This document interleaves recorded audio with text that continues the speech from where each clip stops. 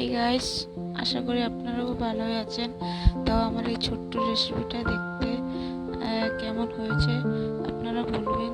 তো দেখো, আমি এখানে প্রথম কড়াটা বসালাম। কড়াটা বসিয়ে কিছু তেল দিলাম। তেলটাকে গরম হলে আমি কিছু পনিরই ভাজবো। আজকে রান্নার মেনু হচ্ছে পনিরই আলু ফুলকপি দিয়ে একটা ছোট্ট রেসিপি। সেটা হচ্ছে নারকেলের দুধ। নারকেলের দুধটা আমি লাস্টে দেব।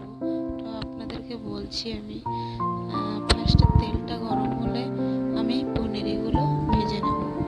পনিরটা ভাজা হলে পনির নামিয়ে আলু পনিরি ফুলকপি সব ভেজে নিয়েছি। তারপরে দিয়ে দিলাম কিছু তেল। সে তেলটা দিয়ে নেড়ে চেড়ে দিয়ে দিলাম জিরে, তেজপাতা দিয়ে, তারপরে টমেটো দিলাম। টমেটোটা দিয়ে নেড়ে চেড়ে কিছু মশলা করে রেখেছিলাম, কাঁচা লঙ্কা, আদা, জিরে, এগুলো গ্রাইন্ডিং করে রেখেছিলাম। সেগুলো মশলা ভালো মতন কষিয়ে তারপরে সেই ভাজা ফুলকপি, পনিরি, আলু সেগুলো দিয়ে ভালো মতো নেড়ে চেড়ে কষিয়ে তারপরে আমি লাস্টে দিয়ে দেবো সেই নারকেলের দুধটা। সেটাকে আমি কিছুক্ষণ ফুটতে দেব। সেটা কিছুক্ষণ ফুটে গেলে তারপরে আমাদের রেসিপি রেডি।